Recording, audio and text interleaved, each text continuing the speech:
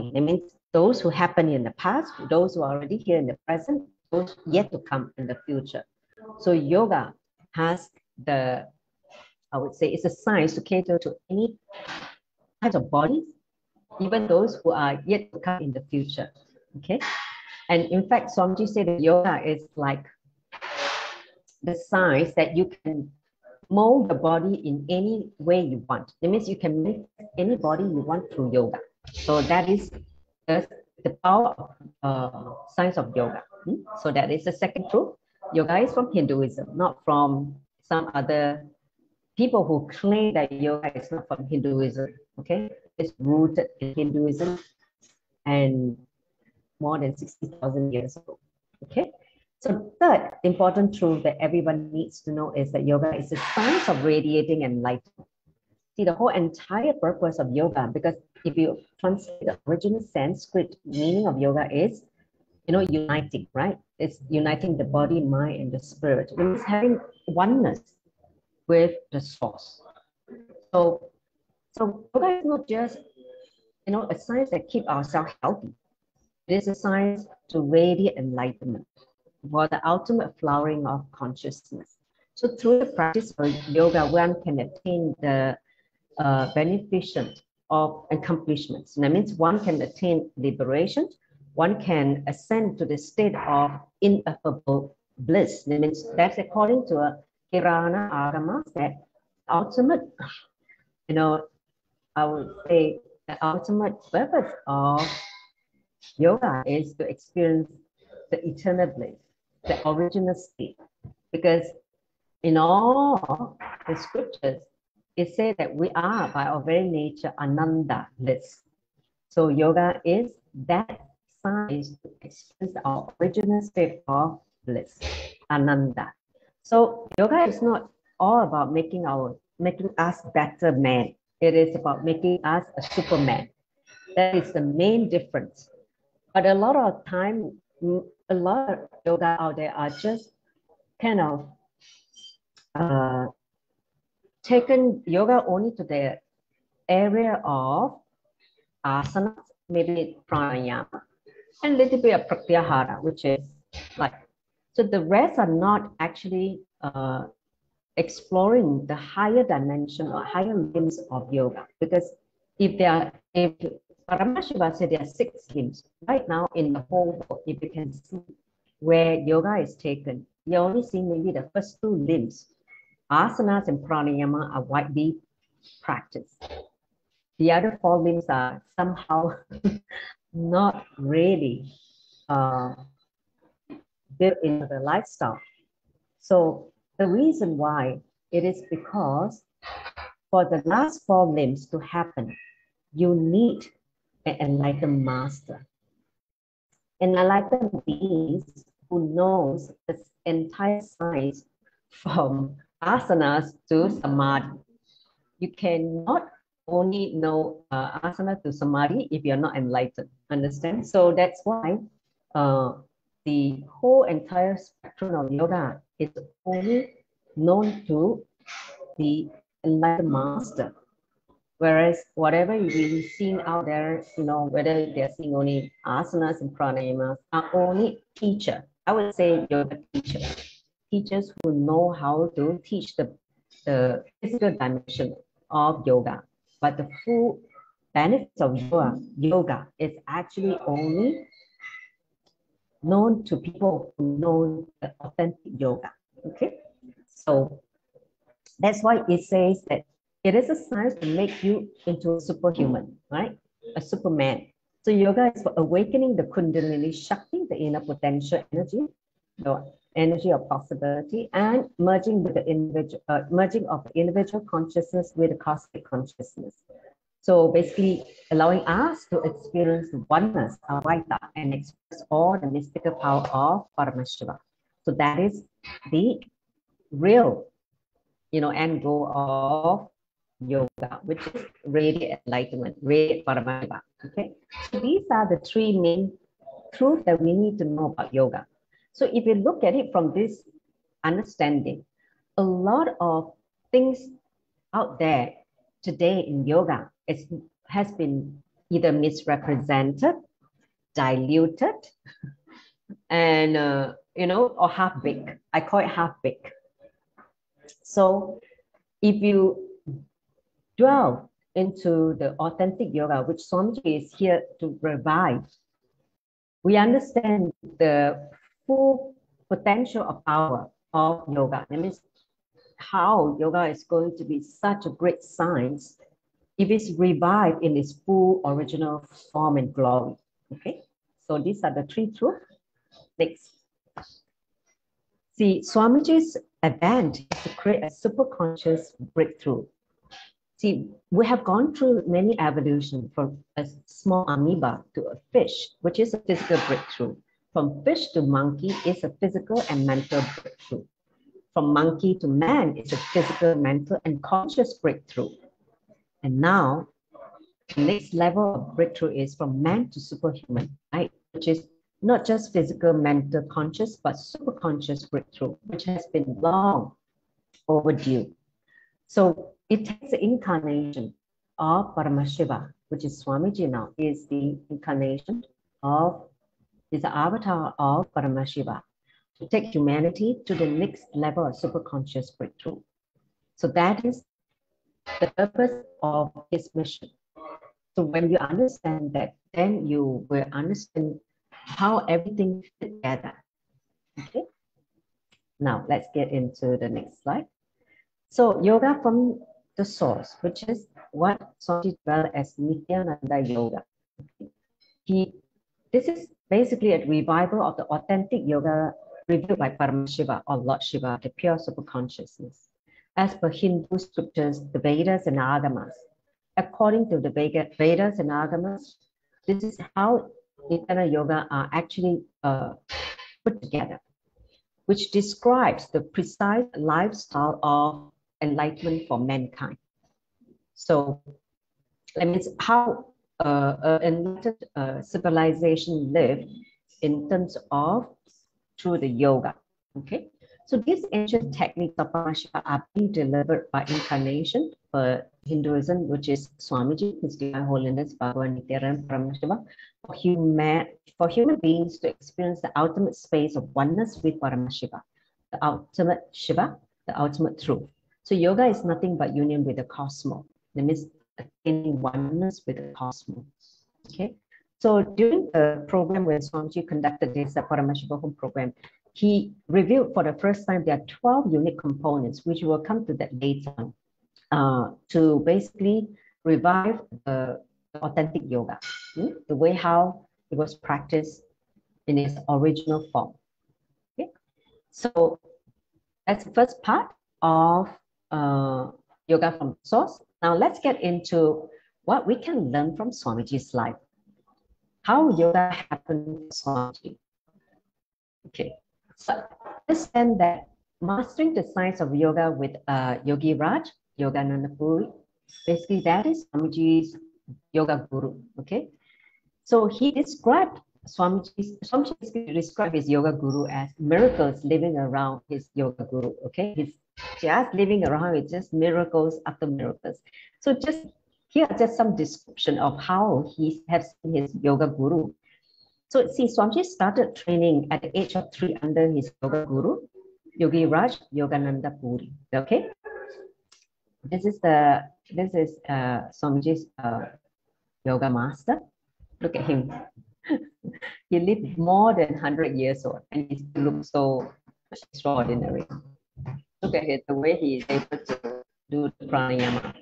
Okay, so he has a body of miracles, which Swamiji described. He can just sip cold water through his nose and spit out hot boiling water. Okay, boiling hot water. So that's the kind of power he can. Can you imagine his body is like a like a nuclear reactor. He was a master of sound. That's another specialty of him.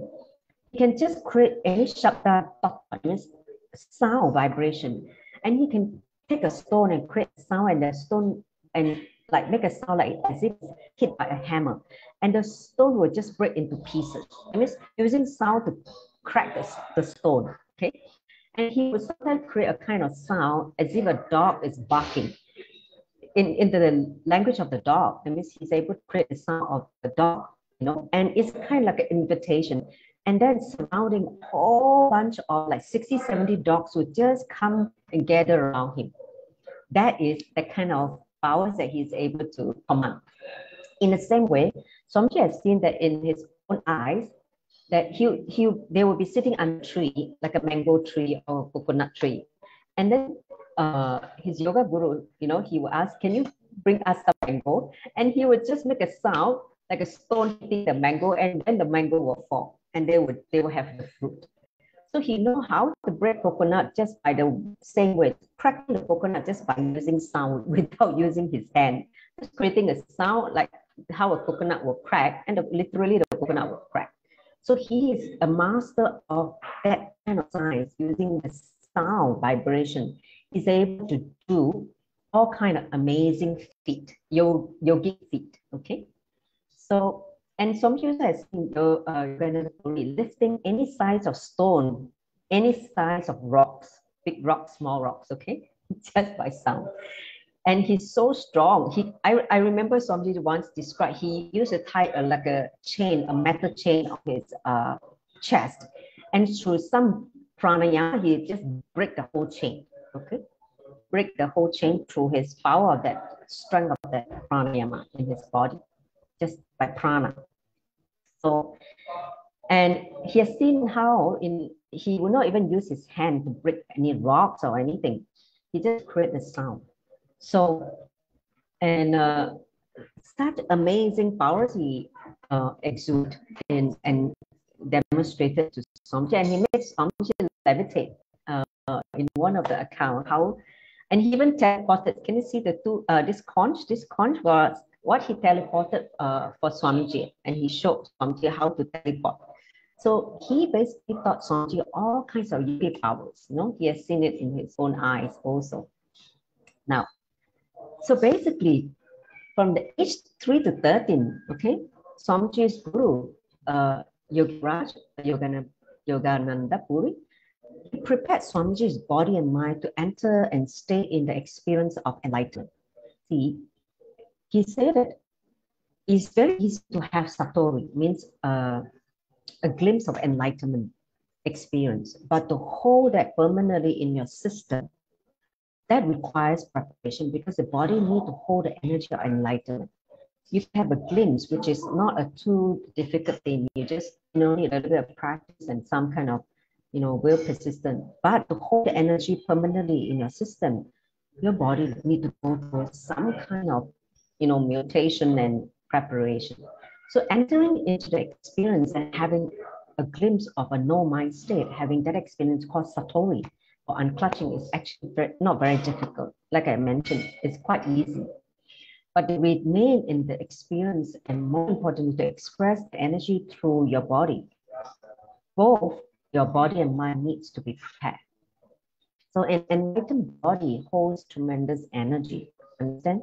In this enlightened body, you need to hold a lot of cosmic energy, which lands in you. So Swamiji gave a very apt analogy. Is that trying to hold 4 elephants in a small hut. Imagine your body is like a small hut, but it has got the energy of 4 elephants. Imagine how is it difficult? How difficult can that be?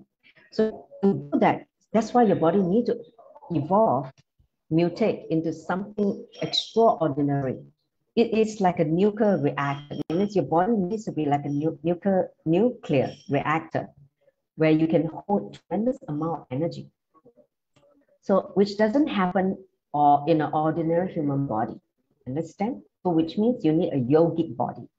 A yogic body who can hold tremendous energy.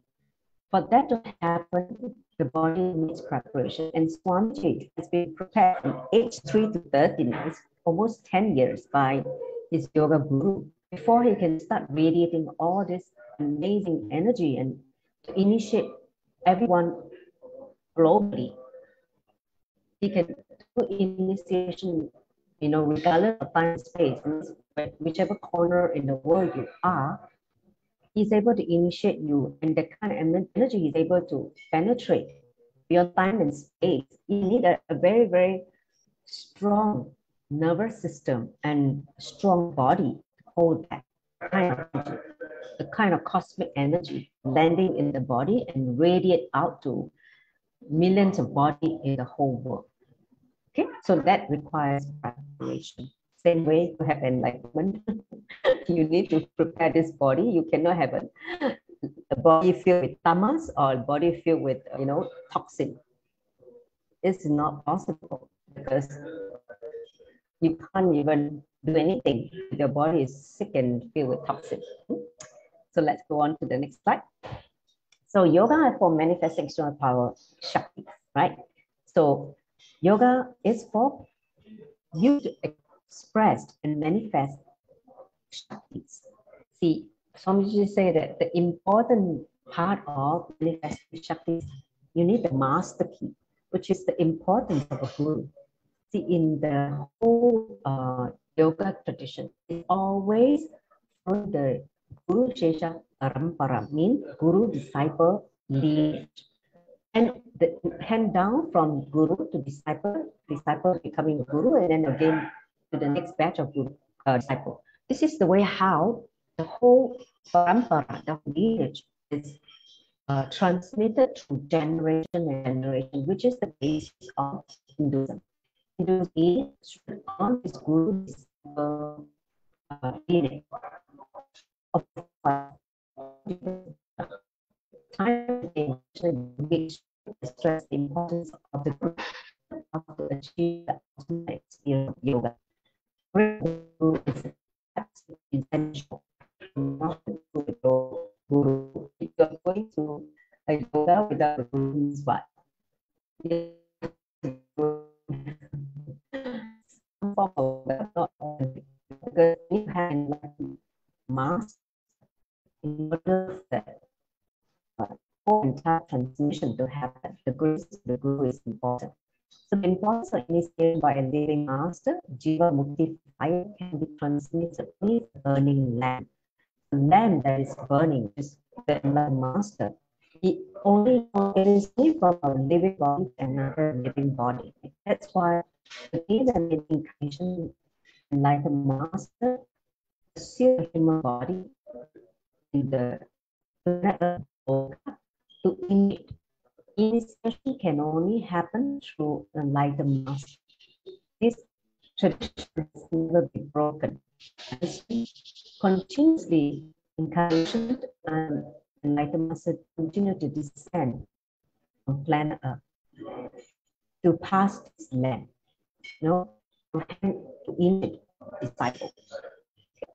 So, and for that to happen, you need to have Shakti, which is entanglement with the master. When a disciple starts reflecting the master's neurons, see, Swamiji's brain is wired very differently, wired from the cosmic, consciousness. So when you start having that thin connection, that oneness with him, you start mirroring his neurons. Same way for children, when they are connected to Swamiji, they start mirroring his neurons, which means they start to manifest the powers that he has.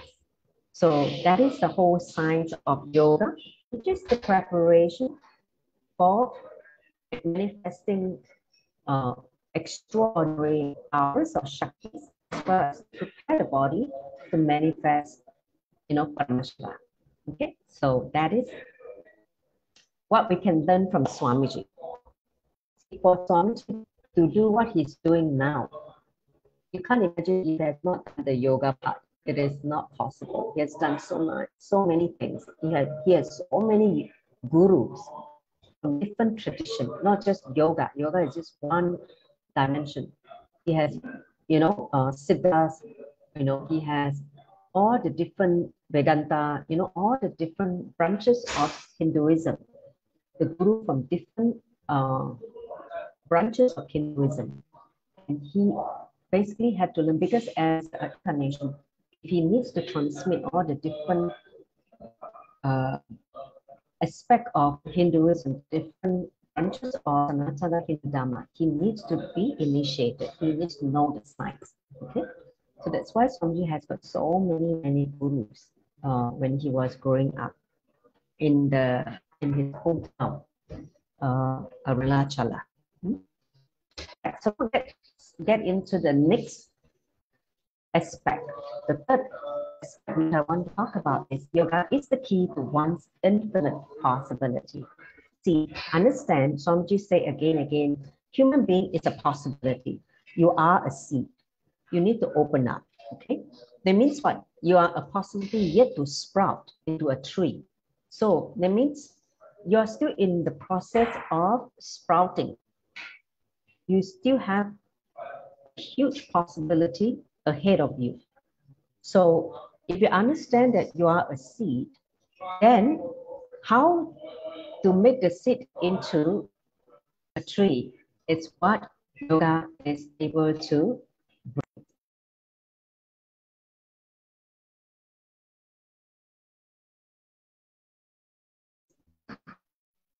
So let's look at how yoga opens one's infinite possibility. So let's look at how Nithyananda yoga has the body for yogic physiology.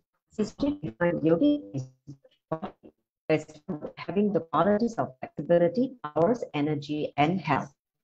It's these four qualities the body is able to radiate. Not only flexibility, ability to manifest powers and radiate intense energy and a healthy body. Okay, so when a child's body is prepared by the practice of Nithyananda yoga and with Swamiji's initiation, the Shaktipada becomes power. Understand?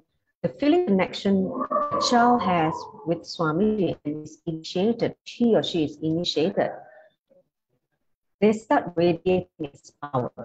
So the power of yogic physiology gives one the ability to go beyond food, sleep, because muscle memory expresses big possibility. That means your body is start to radiate a different quality, that of a yogic body.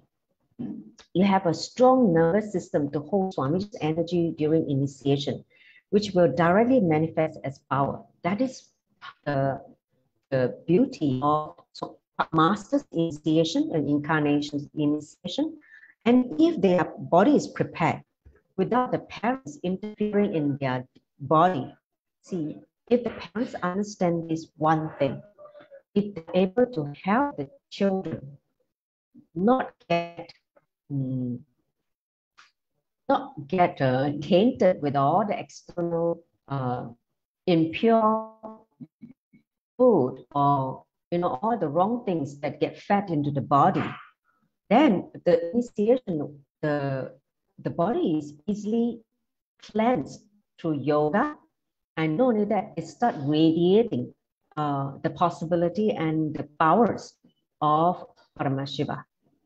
See, some parents, due to their unconsciousness, what they do, they feed the kids with food from the society, which are not only tainted with a lot of impurities such as addictives, non-organic food, pesticide, non-vegetarian food, all kinds of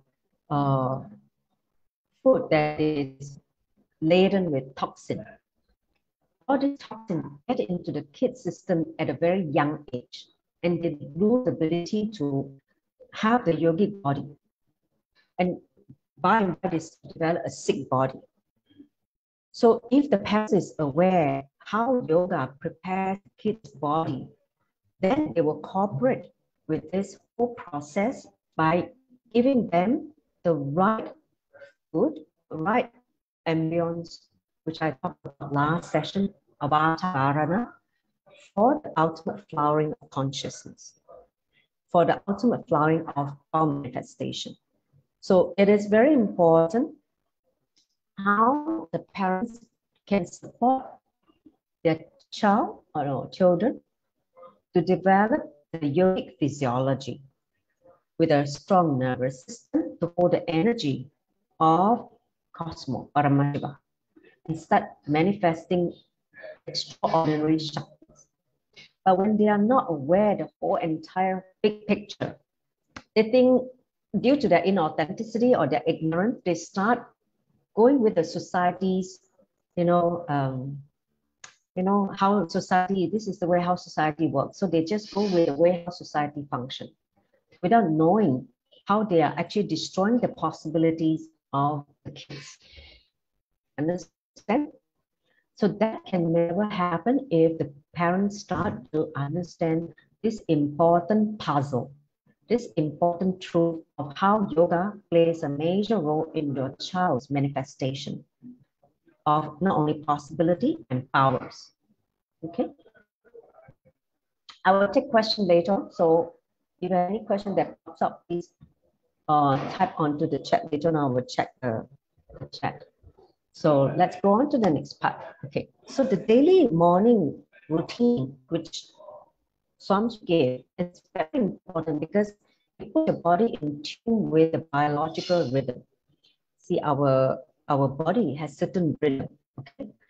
It is actually to repair the biological clock because, see, due to a lot of unconscious way of living, like such a wrong food, wrong thought currents, like a lot of stress, negativity, negative thought currents, wrong lifestyle, have a lot of late night sleep and, stressful lifestyle, whatever may be, all kinds of mess that we create. No need when children, like now, the kids are getting so stressed out by the school exam system. So we create a lot of stress hormones inside, a lot of stress get built up.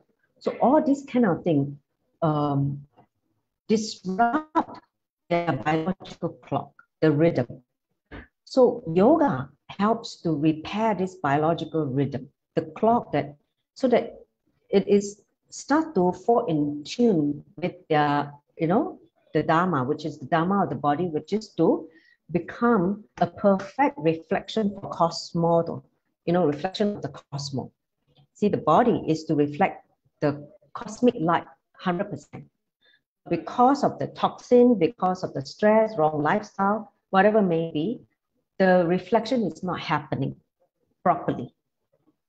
So the morning routine tunes all of us to the biological rhythm. You have a body you will enjoy and you will love to be in. That means not getting pain here and there and getting sick and hating the body, having this hatred for the body and feeling trapped by this body and finding fault in this body, which is what is happening in the whole world. Many people are not able to be in tune with the body. They start finding fault in the body. They started to abuse the body or neglect the body. When these things happen, what happens is you develop diseases, disorder in the body. You disrupt the rhythm, the biological rhythm, the physiology, which creates a healthy body, start to get disturbed. The moment you get disturbed, you start to have problems. So this biological clock needs to be healed because of our lifestyle, because of the unconscious way of living. Yoga is that important part to not only for healing, for tuning you back to the cosmic rhythm. So then you develop a very graceful body in which you are happy to live in. You are happy to, radiate the whole world, a body in which you celebrate you its beauty. Understand? Not those beauty which go to a lot of cosmic, what do you call it? Plastic surgery. They do a lot of things to fix, knit and cut their body because they're not able to be happy with the body.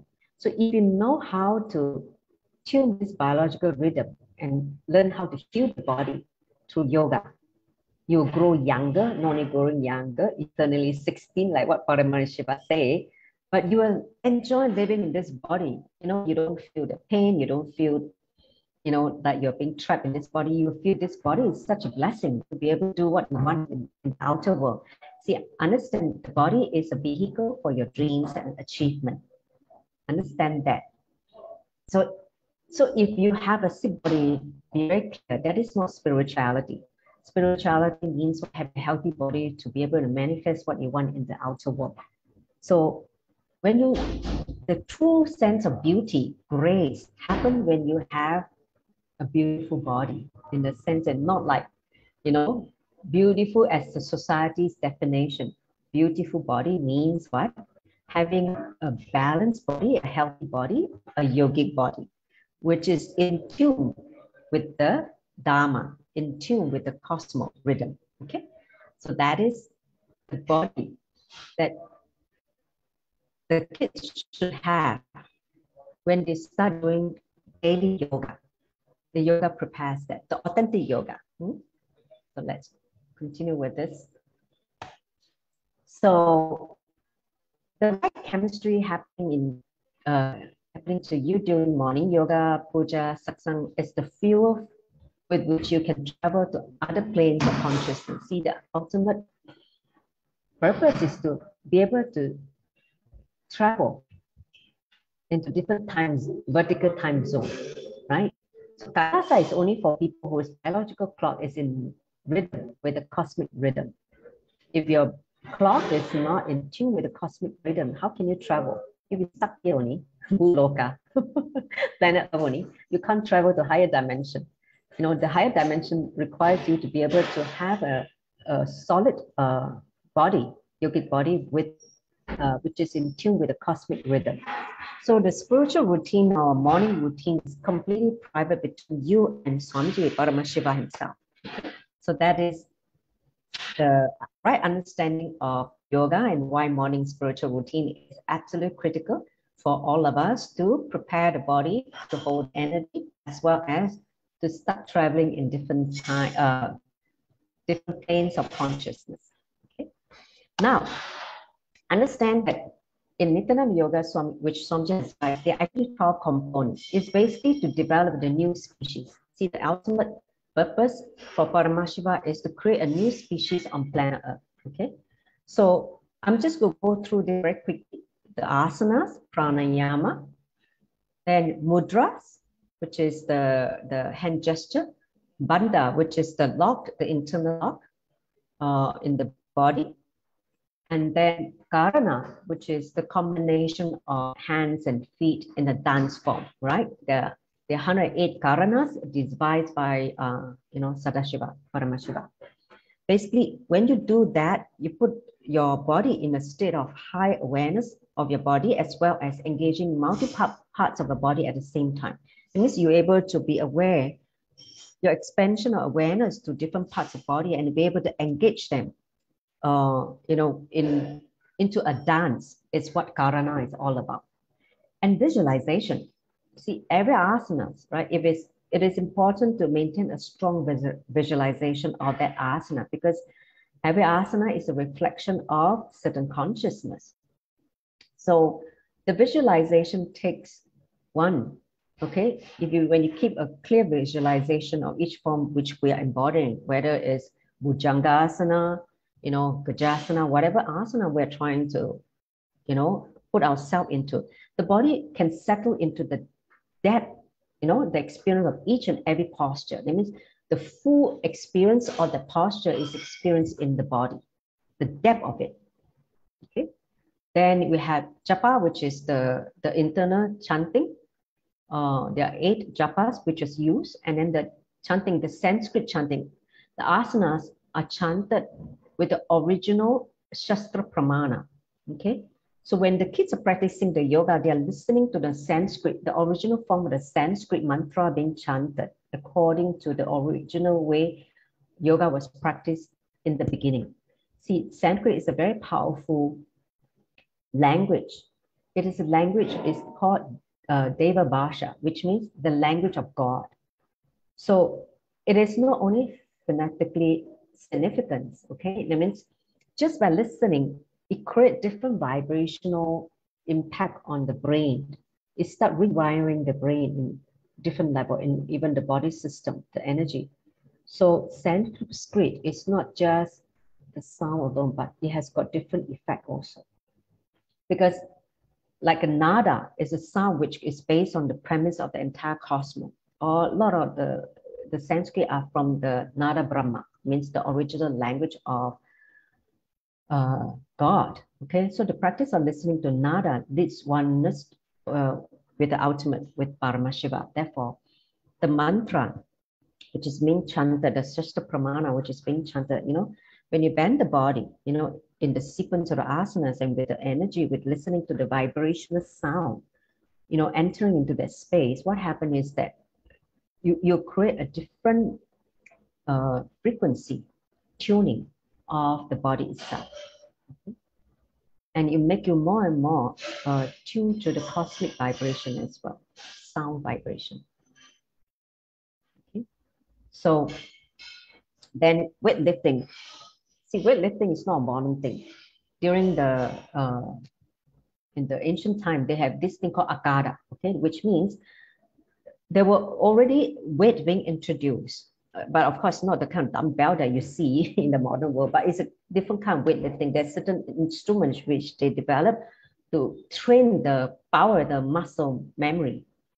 So Swamiji introduced back the weightlifting into the Nithyananda Yoga, okay, which is actually, this science is actually by the Nada Sampradaya, it means Nada yogis. The Nada yogis used to be very, very powerful yogis. They train a lot on the body and also the breath, the pranayama.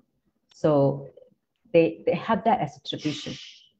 And mandala is a cosmic representative. In this case, we're using the Sri Chakra, which is the 3D dimension of the cosmos.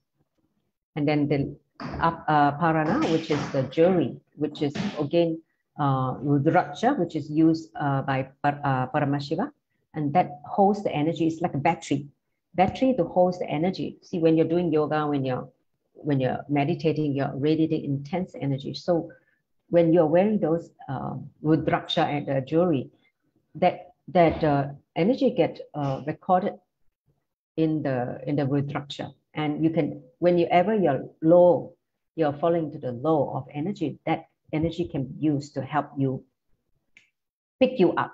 Like the Kantamala that we're wearing, or the Sundavaram, which is a earring with the Rudraksha, okay, the 6 Rudraksha.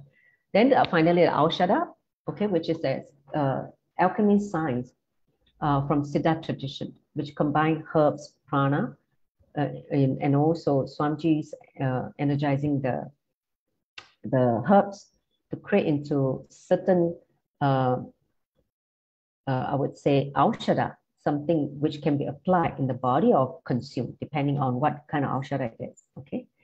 To help to reflect, mirror, make the body reflect the cosmic consciousness perfectly. All right, so these are the 12 components of Nithyananda Yoga.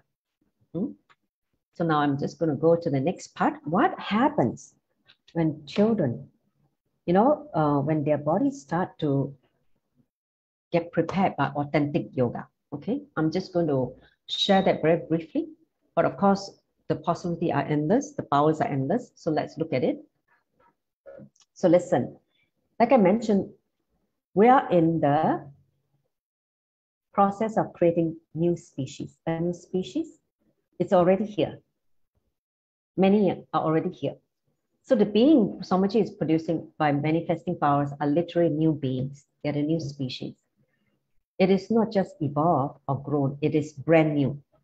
The strand of DNA, which is completely alien, which is completely new, non-recorded, undocumented, completely new, which can be programmed just by will. When you program by will, by consciousness, this DNA, this is the new DNA strand, this whole new DNA. If in the future, Swamiji said that he's going to do scientific research on the new species, and he will say that scientifically it will be proven that there will be a new DNA and new intra-organ being developed. Intra-organs are organs between consciousness and the internal organ, which is not visible by the naked eyes. But we can grow new intra-organs just by consciousness. And he said these new species will have that capabilities to grow new intra-organs. Okay, so they are here to take human consciousness to the enlightened consciousness. So these are the possibilities, So sorry. Come to the last slide. So see, body flexibility, muscle building, ability to do, let's say, rope yoga, pole yoga, Shivastamba, and Kundalini Raju. All these are possibilities. It means physical possibilities, right? How your body is able to flower into different aspects of expression in terms of possibility. But straight levitation is a power, okay? Not just possibility. See, when you're levitating means it's a power. There is a difference between possibility and power, okay? So like, for instance, when Gurukul kids or the children, they learn how to be ferocious in breaking their patterns, they start manifesting powers. See, powers can only be a shift to, in their declaration that they are Paramashiva. So they start manifesting, or they start expressing infinite possibilities and powers. That is the whole purpose of the yoga, as well as first opening up the possibility, and with the right cognition, powerful cognition given by Swamiji, they start manifesting powers. Okay, so with that, I'd like to come to the end of my presentation. I invite all of you to ask. It's Q&A time. Put your question in the chat or the Facebook Live chat. Okay, so I give you all some time to type. Okay, so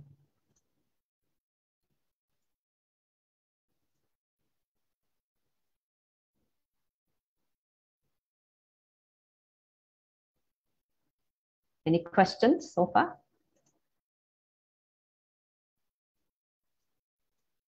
Okay, so did a superconscious picture ever happen in the past? Okay, so here's the first question from Malala. Okay, sorry, let me just put my virtual background back. Now I take it off. Oh, now I know why. Because I'm using Kailasa Singapore's account, so there's no virtual background, only the real background which I'm having now. Okay, doesn't matter. Nope, the super conscious breakthrough has yet to happen. That's why Swamiji is here to make it happen. It didn't happen. It only happened from monkey to man, which is conscious breakthrough. The super conscious breakthrough has yet to happen. It's been delayed. It takes us so long. Human beings still get stuck in the comfort zone. So you need an incarnation like Paramashiva to give us super consciousness breakthrough. He did mention that for evolution of the species, a Vishnu incarnation is good enough. But for consciousness breakthrough, you need a Paramashiva incarnation, an avatar of Paramashiva, because only avatar Paramashiva can give a super consciousness breakthrough. Species breakthrough, that means from fish to tortoise, from tortoise to pig, and all that. The whole evolution of the species. That is the Vishnu incarnation. But for a consciousness breakthrough, you need to be a Paramashiva incarnation. Okay. So are you saying that the yoga cleans toxin in the same way that that herbs? Yes, if you know how to do it, of course. Yoga can cleanse. Of course, if you pair up with the proper herbs, they work hand in hand much quicker and faster. Okay. Then what is the ancient civilization? What about ancient civilization? What about ancient civilization you want to know? I don't quite understand this question, Ma. You want to elaborate a little bit more? Yeah, yes, ma'am. I was wondering, like, the ancient civilization that Sumitis that disappeared, like the Incas and the Mesopotamia, they didn't have this super consciousness breakthrough, right? Or I was wondering, they disappeared, but they had that high signs of super consciousness. Yeah. You're talking about the in Egypt, those the civilization, the earlier Egyptian civilization, is that what you're saying? that, or also the Incas and the Mesopotamian, all these very powerful, See, Lemuria. Lemuria is part of the Sanatana Hindu Dharma. Lemuria is from South India. Okay, so it's the same. It's Bharat. Okay, so that is the same. So I'm not sure about Atlantis, but I know Lemuria is part of the whole Bharat. In fact, the whole piece of that land, it's now submerged in the ocean due to some earthquake, whatever. So that civilization existed before, and they were rooted from that. So basically, all I know is that the ancient civilization, the very first early civilization, landed in Kashi. Paramashiva landed there, which is Varanasi. That is the earliest civilization on planet Earth. And if you have been to Varanasi, which I have been there a couple of times, the streets are very narrow. And Somji mentioned it's not that they purposely built that way. It has been like that since generation, because in those days, these people used to fly. No, they fly. So that's why the road is very narrow. They just fly. Can you imagine? So those days in those civilizations, the people just fly. They levitate and just start flying. So wherever they want to go, they just create some sound vibration and they start flying. So those were the days of the enlightened civilization in those early days. If we can get a glimpse of that. Okay, any other question from the Chinese Zoom room? If they want to ask me some question about the significance of yoga. I realized that you ended up in my, okay, let me check whether there's any question in my,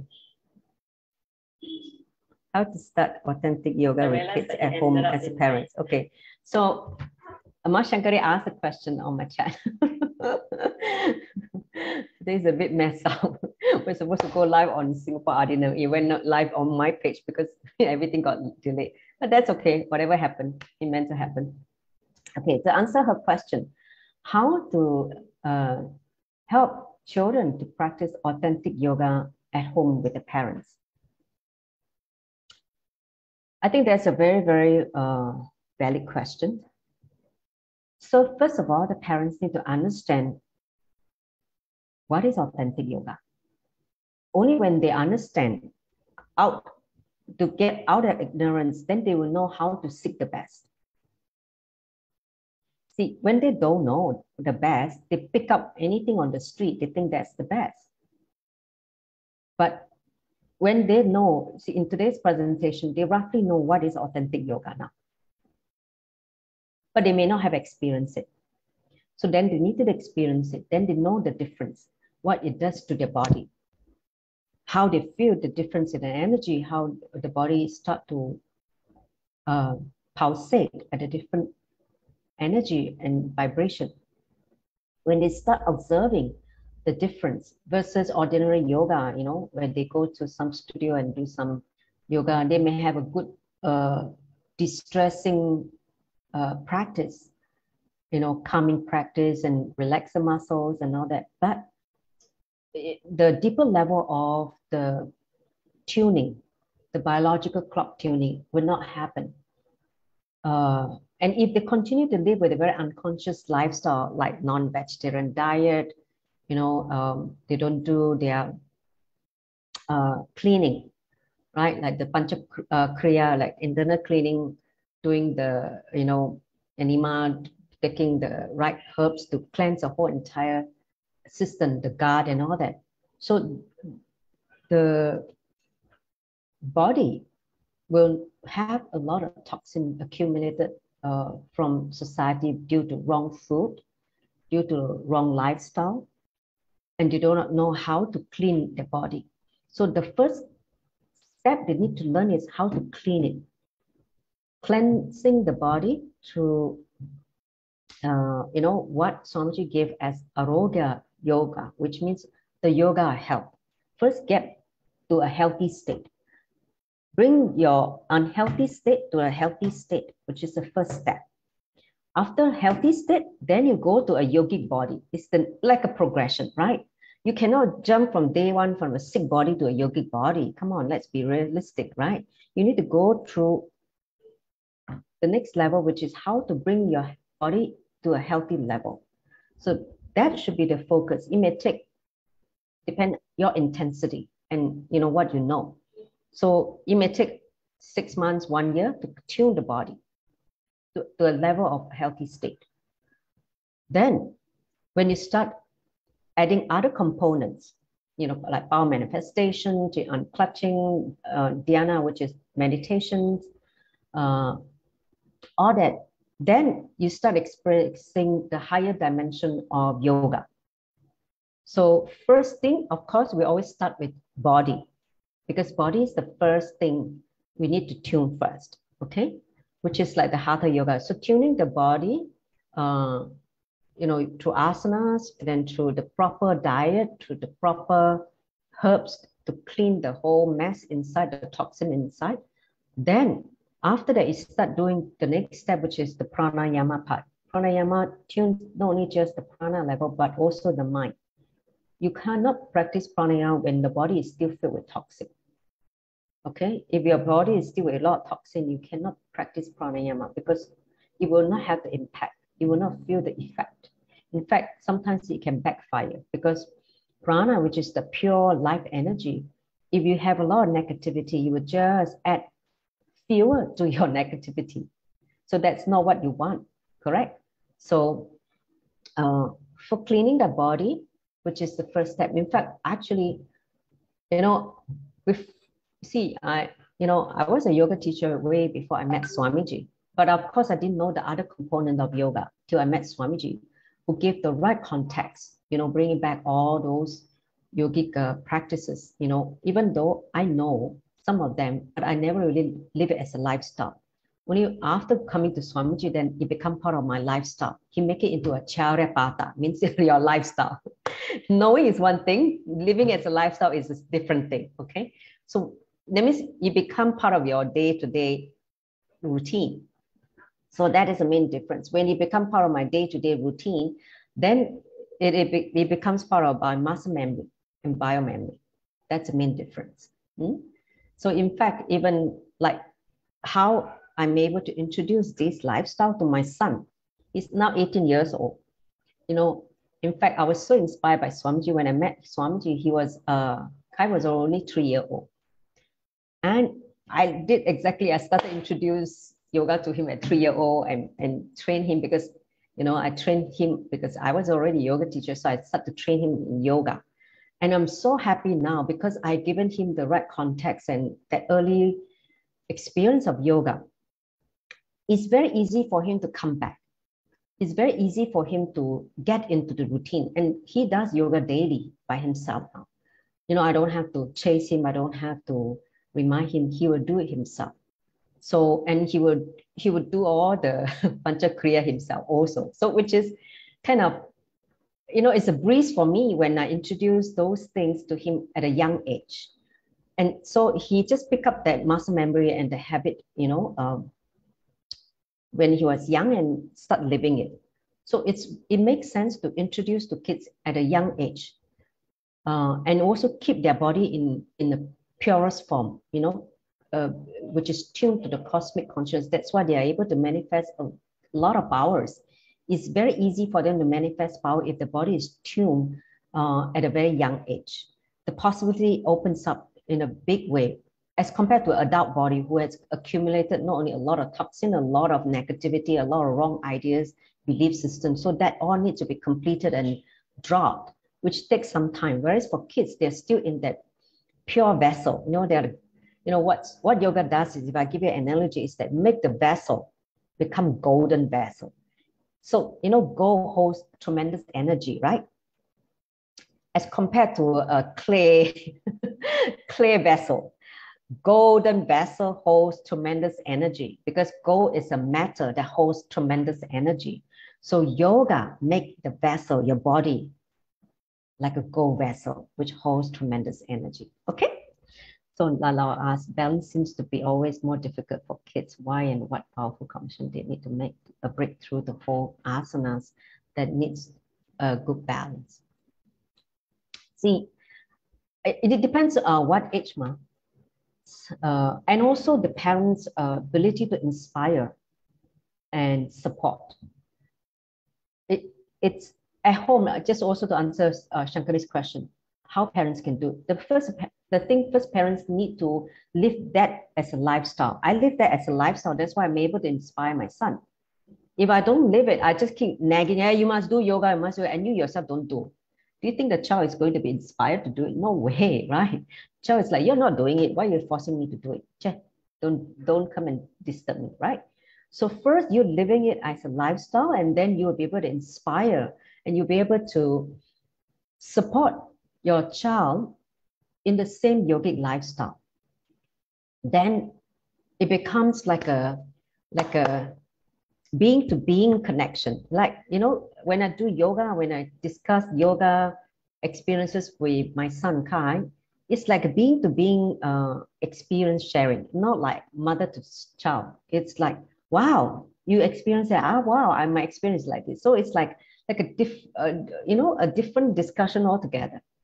So really, first the parents need to live that as a lifestyle, and then they can start to support the child.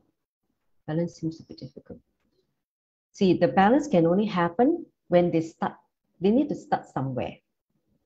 They can't start, somewhere if they, first of all, wherever they start, see, one of the great things about yoga is independent intelligence.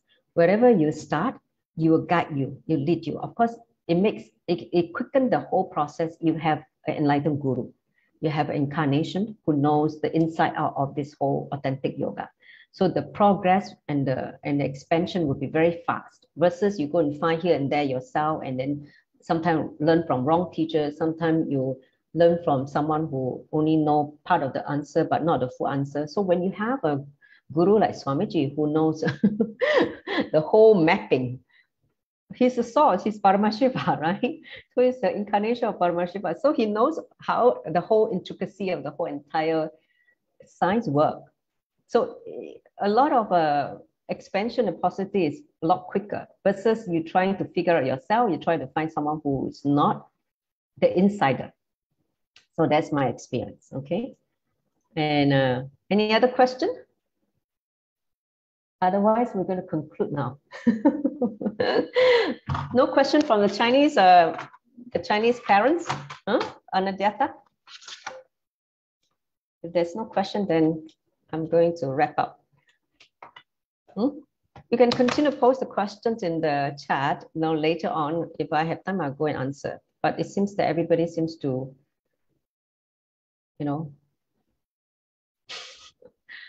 thank you for this session. You're most welcome. I'm a prema. So I hope you guys got something out of this session. Yes? Yes? Denise, do you find useful? Do you find useful? In terms of understanding why yoga is so important as a foundation for kids. Yes, very useful. But for the practice with children, when you have 28 children in front of you, to make them understand authentic yoga, it's not easy. See, start somewhere, Aya. Start somewhere, and then you will progress. So let Swamiji guide you. Let Swamiji guide you. But first start somewhere. Same way when I first started, I started somewhere too. You must understand, I started way before knowing Swamiji. I started somewhere. But when I come to Swamiji, he upgraded my knowledge and my understanding. So let that upgradation happen by his grace. You just start the work. Got it? Yes, I see that for some kids in the group. In the group, I see the evolution in the group for some kids. Yeah. But there is the problem of the parents, the parents to understand the authentic yoga and to make the children understand that. So what I suggest is you take this presentation again to those parents who are not aware and make them understand at a deeper level how this knowledge is important so that they can support the kids, even though they don't know, and this inspire them to support. First support, then after that, if they're interested, then they can also be part of the whole, to get into it. That means they themselves live a yogic lifestyle. Yeah, sure. I planned this meeting with the parents. Yeah. Good. So I think Malala will arrange all that, and then you guys can share it with the parents, and have more and more parents imbibing the authentic yoga and how yoga can actually make a difference in our life. Not only just becoming healthy and free from diseases, but radiating to our peak possibility of our radiating all the powers of Paramashiva and becoming graceful like Paramashiva and eternally 16. Don't you all want that? I mean, he's giving us the best thing. What else? We just have to do it and inspire more and more people. Yes. Yes. So if there's no further questions, and I'm going to conclude now, because I'm going to run to the Paramashiva home session in another 4 minutes time. So I'd like to thank all of you for coming to this session today. It's been a